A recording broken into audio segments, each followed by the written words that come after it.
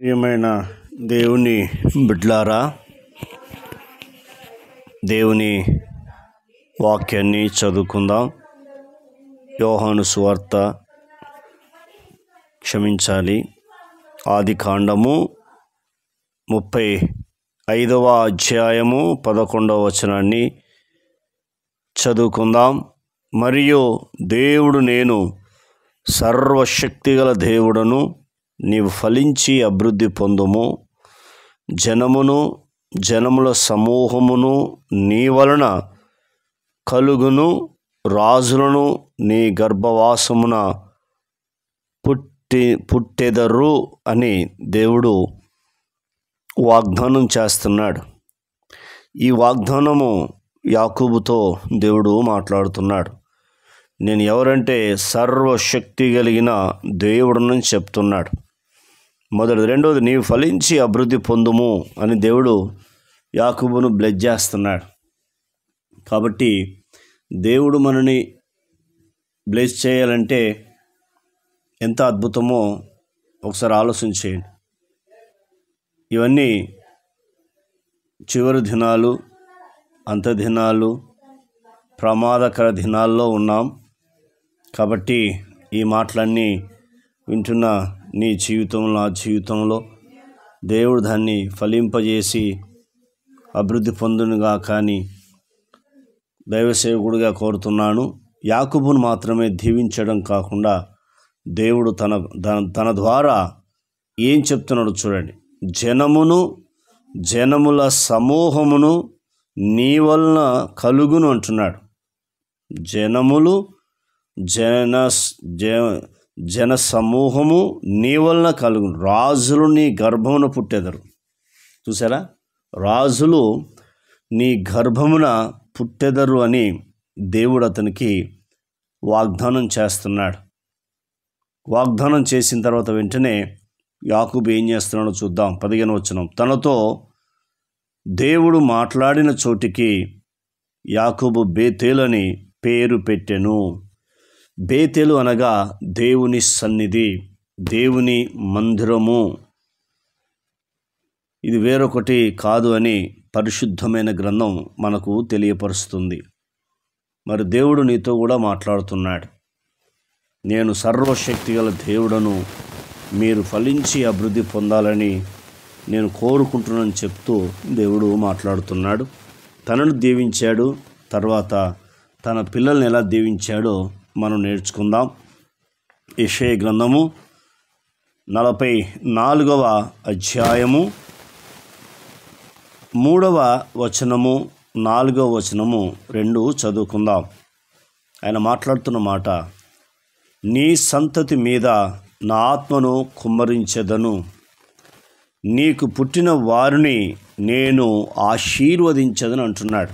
అంటే నీ సంతానం మీద నా ఆత్మను కుమ్మరిస్తానన్నాడు. అంటే దేవుడు చూడు ఎంత అద్భుతమైన దేవుడో యాకోబుతో వాగ్దానం చేస్తున్నాడు. నీ సంతానం మీద నా ఆత్మను కుమ్మరిస్తానన్నాడు. మరి ఈనాడు సంఘాన్ని దేవుడు భూమి మీద స్థాపించి ఆ సంఘం పరిశుద్ధాత్ముని ఈ భూమి మీదకి పంపించాడు. ఆయన సంఘం మీద తన ఆత్మను కుమ్మరించాడు. పరిశుద్ధాత్ముడు ఖాళీ అయిపోయాడు. అది యాకోబు సంతానానికి వాగ్దానం చేస్తున్నాడు. ఈనాడు స్వరక్తం ఇచ్చి సంపాదించిన సంఘాన్ని దేవుడు అంటున్నాడు, పరిశుద్ధాత్మ మీ మీదకి వచ్చి మీరు శక్తి నొందుదురు అని చెప్పాడు. కాబట్టి ఈ మాటలు అద్భుతమైన మాటలు. తర్వాత సంతానం అంటున్నాడు. రెండవది, నీకు పుట్టిన వారిని నేను ఆశీర్వదించదనని దేవుడు వాగ్దానం చేస్తున్నాడు. యాకోబు, నీ సంతతి మీద ఆత్మను కుమ్మరించడమే కాకుండా నీకు పుట్టిన వారిని నేను ఆశీర్వదిస్తాను.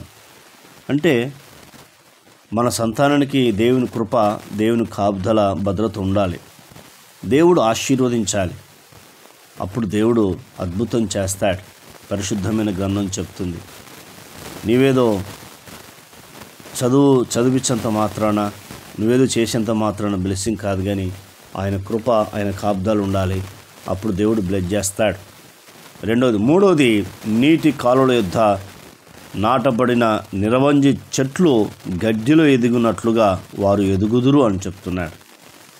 అంటే ఈ నిరవంజి చెట్టు యొక్క గుణలక్షణం, ఈ చెట్లు యొక్క గుణలక్షణం ఏంటంటే అవి గడ్డిలో ఎదుగుతాయి. కొన్ని చెట్లు గడ్డిలో చచ్చిపోతాయి, ఎదగవు. కానీ ఈ చెట్ల విషయం దేవుడు మాట్లాడుతున్నాడు, అవి గడ్డిలో ఎదుగుతాయి అని చెబుతూ గడ్డిలో ఎదుగునట్లు వారు ఎదుగుదురు అంటున్నాడు. చెట్లు ఎట్లయితే గడ్డిలో ఎదుగుతున్నాయో నీ పిల్లలు కూడా అలా ఎదుగుతారయ్యా అని బ్లెస్ చేస్తున్నాడు దేవుడు. అంటే శ్రమలు, బాధలు, కష్టాలు, ఇరుకులు, ఇబ్బందులు ఎన్నో అయినప్పటికీ వారిని ఆశీర్వాదం నుంచి అవి ఏమి చేయలేవు, నేను ఆశీర్వదిస్తానంటున్నాడు. ఆ చెట్లు ఏ రీతికైతే గడ్డిని చీల్చుకొని ఆ చెట్టు వేరు లోపలికి పోయి అది ఫలిస్తూ ఉంది, అలాగే శ్రమల్లో, బాధల్లో తోడై ఉంటాను, మిమ్మల్ని బ్లెస్ చేస్తానని దేవుడు వాగ్దానం చేస్తున్నాడు. తండ్రిని దీవించిన దేవుడు తన పిల్లలను కూడా దీవిస్తున్నాడు. మరి కాబట్టి అలాంటి దీవెనలు మనం పొందుకుందాం. మన కుటుంబం, మన పిల్లలకు దేవుడు అలాంటి దీవెన అనుగ్రహించునుగాక. ఆమేన్. పరమ తండ్రి, నీకు స్తోత్రాలు. విన్న మాటలు దుష్టులు ఎత్తుకుపోకుండా సహాయం చేయండి. ఈ మాటల ద్వారా మీరు మమ్మల్ని ఆదరించి బలపరిచినందుకు వందనాలు. మీరు మాట్లాడుతూ వచ్చిన మాటలకే వందనాలు. నేను సర్వశక్తి కలిగిన దేవుడను, నీవు ఫలించి అభివృద్ధి పొందుమని చెప్పి జనములు, రాజులు నీ వలన కలుగుతారని చెప్పావు. నీ సంతతి మీద నా ఆత్మను కుమ్మరిస్తానన్నావు. వారిని నేను ఆశీర్వదిస్తానని వాగ్దానం చేశావు. నిరవంజి చెట్లు గడ్డిలో ఎదిగినట్ల వాళ్ళు ఎదుగుతారని మీరు అయా ఆశీర్వించారు.